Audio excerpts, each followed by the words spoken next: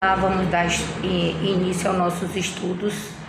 A aula de hoje é a respeito de protozoologia, né? Vamos falar a respeito de seres vivos, né? Que parasitam o nosso corpo e são do tamanho de uma célula. Então, o conceito, né, de parasitologia, nós já falamos muito nas aulas anteriores, né? Agora nós vamos aprender os tipos de protozoários, né? Quais são os tipos de protozoário? Você tem a leishmaniose brasiliense ou cutânea e um outro tipo, né, que é chamado também de brasiliense ou donovani.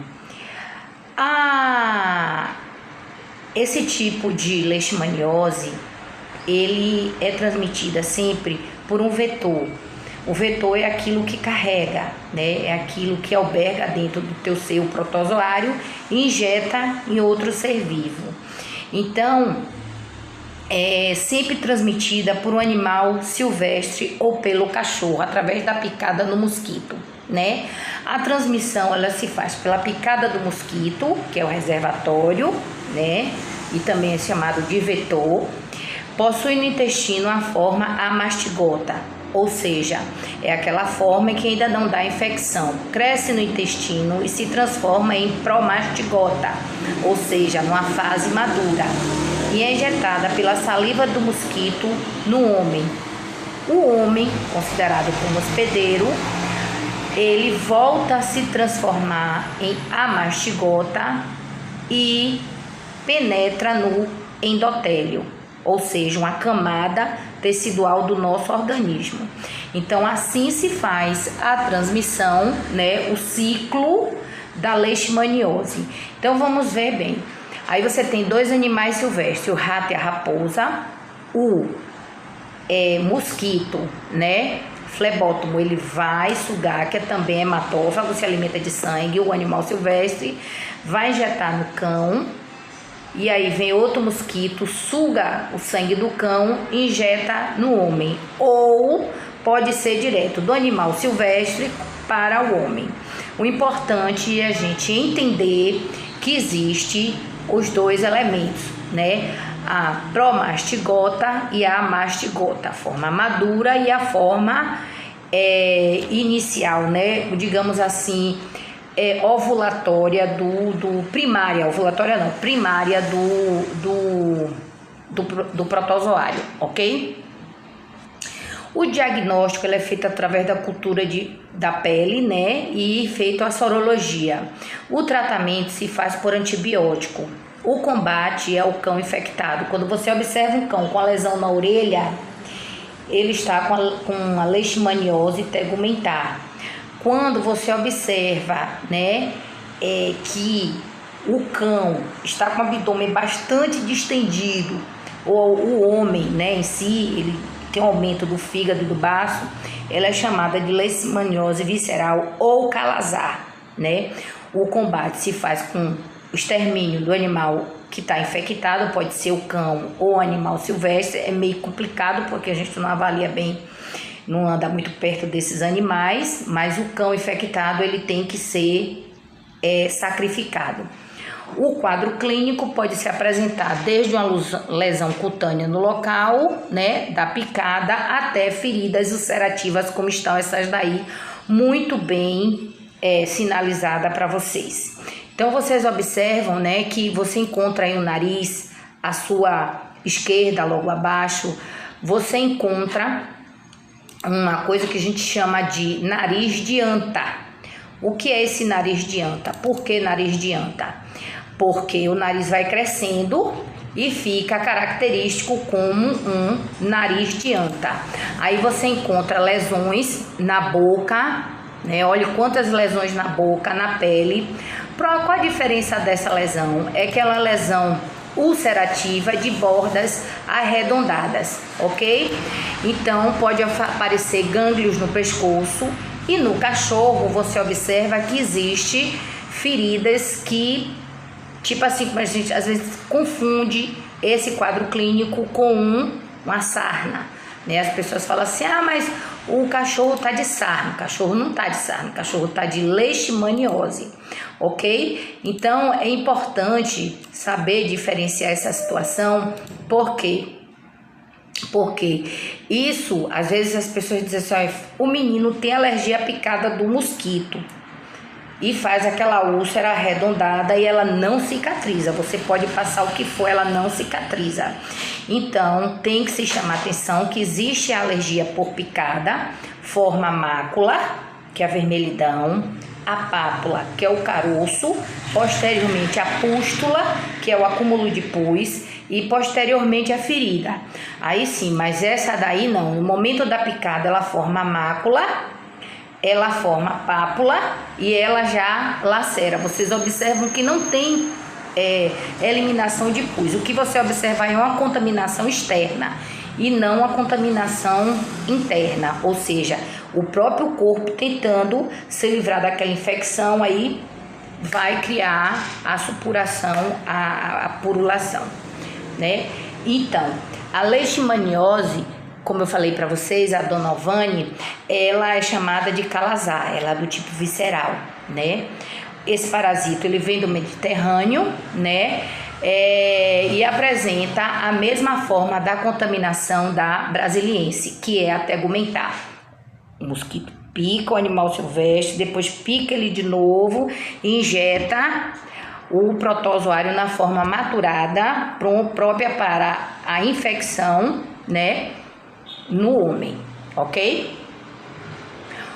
O quadro clínico, né, da leishmaniose Dona Vani é fadiga, palidez, perda de peso, distúrbios, vários distúrbios eletrolíticos, distúrbios neurológicos, né, perde a força. O indivíduo apresenta o distúrbio cardíaco, esplenomegalia, aumento do fígado e do baço, ascite, acúmulo de líquido na barriga, e edema, que é um acúmulo de líquido nas periferias, né? Então você observa nessa figura logo aí abaixo que tem um rapaz, né? Ao seu lado direito tem o protozoário e você observa esquematicamente desenhado aí, né? Ele tá de frente para você, então automaticamente inverte a lateralidade. Então a sua direita encontra-se o fígado e a sua esquerda encontra-se o baço esquematicamente desenhado, né? Então sempre à direita o fígado e à esquerda o baço. Então isso se chama o quê? Hepatoesplenomegalia, ok? Vamos lá. Outro tipo de protozoário, Toxoplasmose Gold, é uma zoonose. O que é zoonose? É aquilo que é transmitido de um animal, né? Uma doença que vem diretamente do animal. Tem distribuição geográfica mundial. Tem como hospedeiro definitivo gato e outros felinos. Mas eu costumo dizer, e tem uma brincadeirinha no final desse slide que eu boto, não bote a culpa no gato. O homem e outros animais são hospedeiros intermediários. O que é hospedeiro intermediário? Ele infecta, mas ele não se multiplica ali. Ele passa para o outro corpo, né? E pode ser adquirido também de forma através da contaminação com as fezes do gato e de outros animais, como pode ser congênita, passa de de mãe para filho, ok?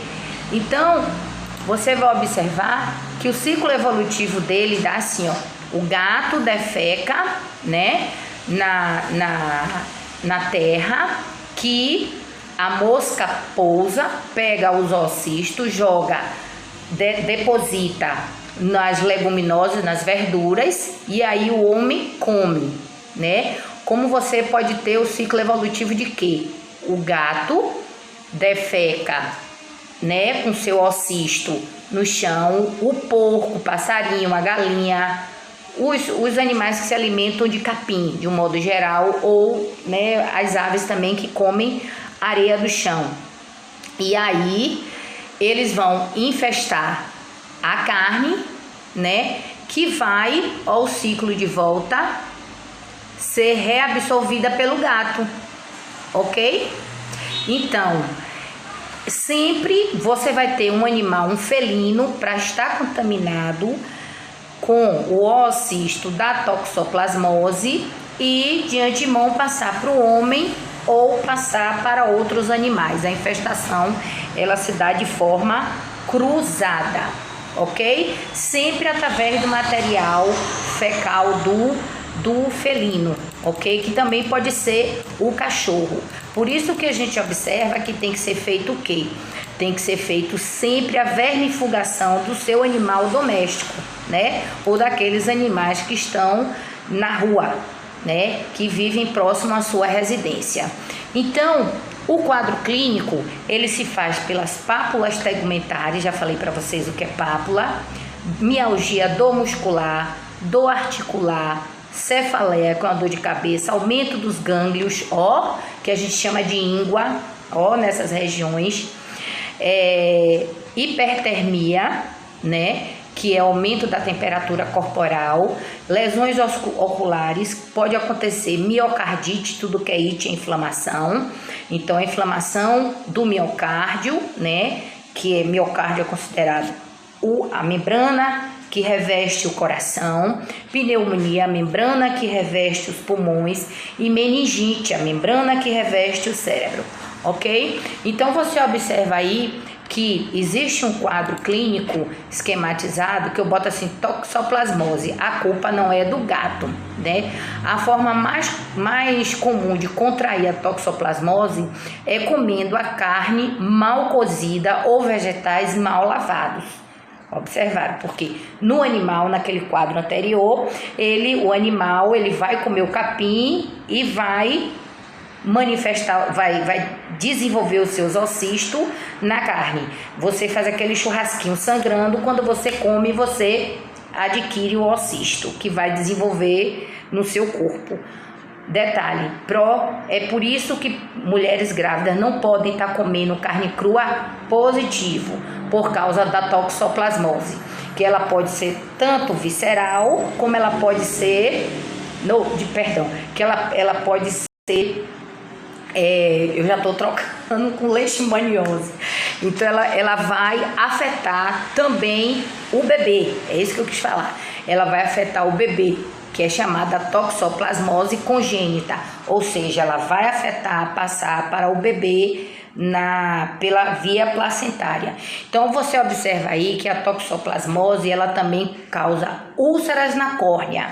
Isso pode levar o indivíduo à cegueira, né? Então a gente tem que ter cuidado com as fezes dos animais que estão em nossa casa. Se você tem um animal doméstico, use sempre algum produto que vá fazer a desinfecção, o hipoclorito, e também o que a gente conhece muito, que mata muito rápido, que é a chamada criolina, né? Então tem que fazer a higienização, catar essas fezes, jogar no saco plástico, embolar, embrulhar direitinho, e no lugar que ele depositou, fazer uma asepsia ali, uma desinfecção ali, ok? Então, vamos para outro tipo de doença que falamos no material anterior. Lembra que eu passei aquela lista que vocês ainda gravaram áudio? Agora eu vou explicar sobre todas elas. A doença de Chagas é uma parasitose causada pelo Trypanosoma cruzi. A doença de Chagas, ela faz alteração cardíaca. Ela foi identificada por Carlos Chagas em 1909. Então, ela é transmitida pelo triatomídeo, que é um barbeiro específico, né? E também pode ser encontrada sob outra forma. Nós já vimos que a contaminação, né, da doença de Chagas do Trypanosoma cruzi no suco da cauda da cana, né? O caldo de cana. Então, você observa aí que ela tem todo um esquema de desenvolvimento. A mastigota, ela se localiza dentro da célula do tecido muscular, cardíaco e endovenoso. Então você tem aí uma célula, esquematicamente falando, né? Onde você vai, no seu interior, ela vai albergar essa forma daí de trypanosoma. Então, quando ele, tá vendo aí que é ela parece eu costumo associar ela assim a uma bainha de papel, né? Então ele é bem chatinho. Ele vive, como você tá vendo aí à sua direita, você tá observando que ele está no meio, esse disco vermelho é uma imagem de umas hemácias, né? Então você observa ele circulando entre as hemácias, mas na sua forma anterior de amastigota, que é essa daí que eu voltei o slide, né? Ela vai estar localizada dentro da célula, né? Quando ela sai dessa forma amastigota e vem para a forma promastigota, então ela é o trypanosoma cruzi real. Então ele começa a andar por dentro, junto com a circulação sanguínea, dentro do nosso corpo, né? Até ele encontrar o tecido do coração, aonde ele vai fazer o seu desenvolvimento. Então, na fase amastigota dentro da célula, né? Na forma tripomastigota na corrente sanguínea, e também é a forma que você está vendo aí, esse esquema que é encontrada na fezes do barbeiro. Então, por que ela é encontrada na forma tripomastigota? Porque na fezes do barbeiro ela já está pronta para ser inoculada no homem através da picada desse barbeiro. Então, você observa que o quadro clínico que se passa, né? Aí você tem a forma tripomastigota, que eu falei anteriormente, que é aquela que é depositada na fezes do barbeiro. Então, recapitulando, você tem a forma amastigota, que está localizada dentro da célula. Você tem a tripomastigota, que anda na circulação, lá no meio das células do sangue.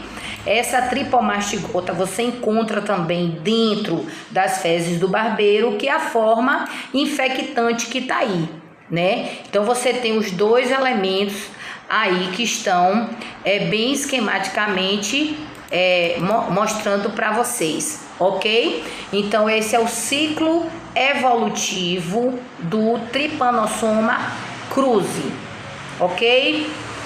Então vamos lá ao quadro clínico. O quadro clínico, ele se apresenta da seguinte forma: após a picada, surge um chagoma. Deixa eu passar aqui para mostrar logo a vocês. Tá vendo essa bola no olho desse menino? Isso aí é um chagoma, viu? Deixa eu voltar cá para vocês entenderem melhor. É um edema na pálpebra, sendo sinal de Romano, né? Aí acontece o quê? Um mega esôfago ou mega cólon. Numa parte que o trypanosoma cruzi, ele se aloja, penetra no tecido, começa a se desenvolver, ele naquele lugar, aquela parte do corpo perde a elasticidade e vai formando uma elasticidade, como se fosse uma bolsa. E isso se for no esôfago, megaesôfago, se for no cólon, que é uma parte do intestino, megacólon, certo?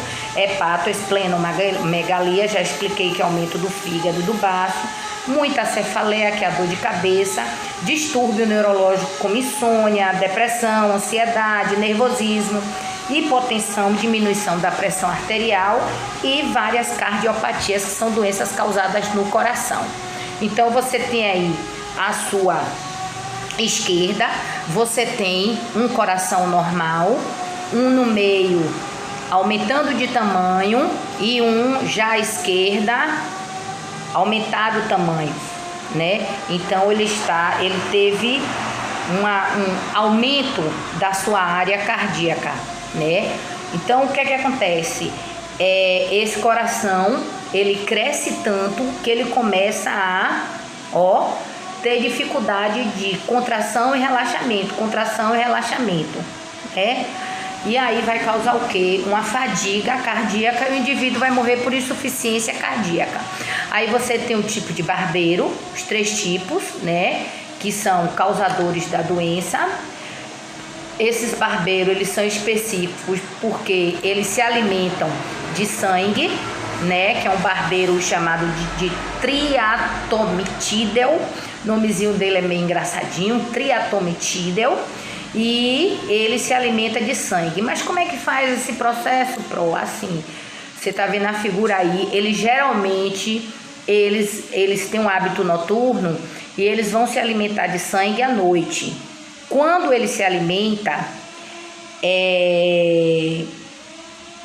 ele joga na saliva dele, ele adormece. Então ele vai se alimentar do sangue, mas nesses capilares superficiais.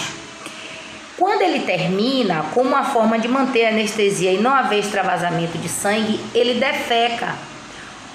Olha a figura que você viu aí anteriormente, essa daqui, olha ele defecando, tá vendo? Logo após que ele suga o sangue, ele defeca. Por quê? Porque a sua forma é encontrada nas fezes, né, que é a tripomastigota, ela vai penetrar no organismo através exatamente dessa picada, né, que ele deu e posteriormente fez aí o sinal de Roman, né? Então você, basicamente, o quadro clínico é esse daí. Vamos agora passar para o diagnóstico e tratamento. O diagnóstico é através do exame de sangue e dos próprios sinais e sintomas, né? O tratamento, ele é inexistente, porém ele é sintomático. Dor de cabeça, cefaleia, problemas cardíacos, remédio para o coração, problemas de fraqueza, suplementos alimentares. E o principal é o combate ao vetor e ter cuidado com os caldos de cana, né? Que nós vimos também que já pega, ok? Então, nós vamos aprender agora um outro protozoário daquela nossa lista chamado de giardia, né? É causada por um protozoário piriforme. Por que se tem esse nome de piriforme? Porque ele tem uma forma de pera. Olha o desenho aqui à sua direita e olhe uma colônia de giardia à sua esquerda, certo? Sabe o que é que elas estão fazendo aí? Vocês estão vendo esses 2 olhinhos aí, né? Isso aí são 2 ventosas. Elas vão aderir na parede do estômago, descendo pelo intestino, uma após a outra, formando como se fossem verdadeiras escamas, certo? E como é que você se contamina com a giardia? Através de alimentos contaminados. O quadro clínico são náuseas, principalmente de manhã, flatulência, a barriga fica cheia de gases, uma dor aguda no estômago, uma diarreia amarelada chamada disteatorreia. Por quê? Por causa disso aqui, ó, ela quando se une à parede do estômago e do intestino, ela dificulta a absorção de gordura. E aí essa gordura desce nas fezes, certo? Por isso o indivíduo perde muito peso, porque além dos nutrientes eles estarem parasitando, sugando, o indivíduo também não vai ter fonte de energia e calorias, que é a gordura. Fica irritado pela sua própria toxina, porque elas liberam toxina, tem uma insônia muito grande por essa irritabilidade e tem um aumento do volume fecal e a diarreia, ela é muito fétida. Esse é o quadro clínico. O diagnóstico pelo exame de fezes, o tratamento, 2 medicações, metronidazol ou albendazol. E a mais importante, que é a profilaxia, higiene pessoal e dos alimentos, ok? Então, a giardia, ela é um protozoário que quem muito transmitir, ela é barata nos seus pelinhos, pega o oocisto e leva. E também as moscas, né? Então tem aí um esquema que eu fiz do garotinho, né? Para vocês terem a noção da diarreia, que é em grande volume, com odor bastante fétido e também muito forte, ok? Vamos aprender outro protozoário, que é a nossa malária, ou febre palude, ou maleita. É transmitida para os humanos através da picada do mosquito Anopheles, apesar de escrever Anopheles, mas é Anopheles, que é infectado pelo plasmódio. Existem 4 tipos de malária, ou febre palustre ou maleita. Esses são os nomes populares que você encontra maleita lá na Amazônia. Febre palustre você encontra mais no centro do Brasil, lá para Mato Grosso, por aí. Então, o que é que acontece? Você tem 4 tipos de plasmódio: vivais, o malária e o falciparum, né? Temos, além do outro comum, né? Então, porque assim, ó, de vivais você tem 2 tipos, 1 e 2. O malária você tem um só. Então, o falciparum você encontra um só. Então, por isso que se diz que tem 4 tipos de plasmódio. Então é por isso que a gente toma a febre amarela aqui, vai para Angola, na África, ou Zâmbia, ou Namíbia, e se contamina lá, é como se não tivesse dado jeito. Exatamente. Porque se você tomar daqui da Vivaz e você for lá para a Amazônia, lá é malária, né? Por isso que o nome é maleta. Aí o que é que vai acontecer? Você não vai estar com o mesmo antígeno, né? Para combater a malária, né? Então é por isso que acontece, né? Você tá vacinado da febre amarela, mas se contaminar, né? Então, são curiosidades que eu gosto sempre de passar para meus alunos, né? Porque são perguntas assim que infelizmente a gente está se tratando online, mas que surgem sempre, é sempre bom esclarecer. Vamos lá, a transmissão. A transmissão ele vai entrar como esporozoide. No fígado, ele se desenvolve e são esquizontes. Aí, o que é que vai acontecer? Eles vão reproduzir e, quando eles reproduzem, eles são conhecidos como merozoides. Daí, eles vão penetrar nas hemácias e são chamados de esquizontes. Se divide e volta a se transformar em merozoides, que é a forma infectante. É mole. Olha que coisa engraçada para vocês entenderem, tá vendo? Ele tá picando, ó, o mosquito tá picando na sua direita, tá vendo? Ele picando, olha, ele até botando gotículas de sangue. Aí dentro dele ele tem esporozoides. Aí eles vão injetar, aí vai direto, tá vendo a sua esquerda no braço? Eles vão para o fígado e se transformam em esquizontes. Lá dentro, o plasmódio, né, ele vai se reproduzir e vai ser conhecido como merozoide. Aí o que é que vai acontecer? Ele vai encontrar uma hemácia. E hemácia é aquele discozinho vermelho que está lá no tripanossoma. Aí ele vai se desenvolver em esquizonte. Aí ele vai se multiplicar e aí o indivíduo vai se auto-infestar. Ou seja, os merozoides vão se reproduzir no fígado, que vão penetrar na hemácia, e aí o ciclo ele começa a se disseminar pelo corpo, fazendo o quê? Um quadro clínico muito severo, um calafrio muito forte, uma dor de cabeça muito forte, aumenta o fígado, aumenta o baço, uma anemia profunda. Porque anemia? Porque eu estou dizendo que os glóbulos vermelhos eles vão habitar ali e eles vão explodir, eles vão destruir para poder sair. Aí o indivíduo vai perdendo hemácia. Se perde hemácia, perde ferro. Se perde ferro, perde hemoglobina. Se perde hemoglobina, perde oxigênio. E aí vem o quadro de anemia. A febre vai de 40 a 42. O tratamento é pelo antibiótico e através do exame de sangue, ok? Então você vai observar aí que a febre amarela ou a maleita, ela é, como é que eu digo assim, agressiva, bastante agressiva. Por isso que quando nós vamos para as zonas endêmicas, temos que ser vacinados, ok? A ameba, amebíase, causada pela entamoeba histolítica, né? Aí você tem o quadro, né? Toda a sua figura, você tem a ameba na sua caracterização, parece mais, eu considero chamar ela uma água viva.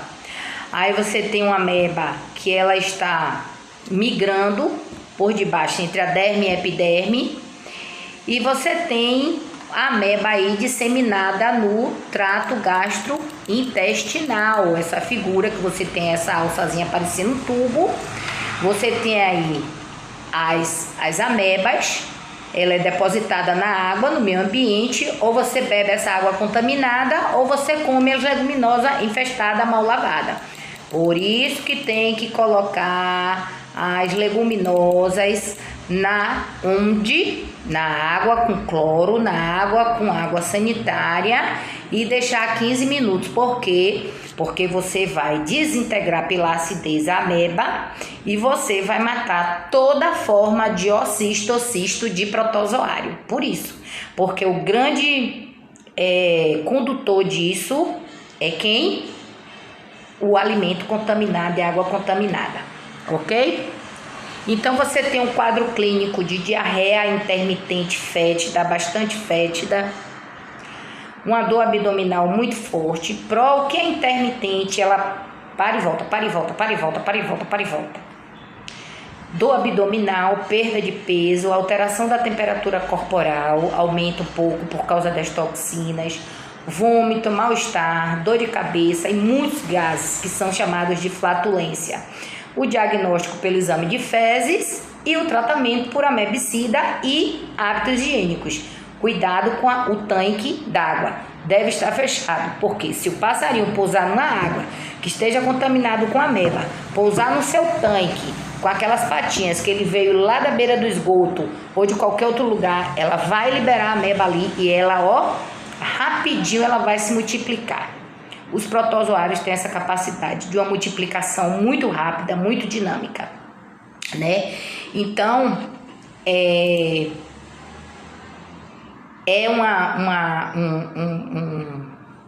um tipo de infestação, de contaminação que deixa o indivíduo bastante espoliado. Dessa forma aí, abdômen globoso, aumento do fígado e do baço. Eu costumo sempre usar essas figurinhas assim pra gente poder diversificar um pouquinho e ficar meio que engraçadinho, né? Então, na finalização, eu desejo a todos um bom estudo, uma boa compreensão e dizer a vocês que a origem da vida veio através dos seres microscópicos, ok? Um abraço.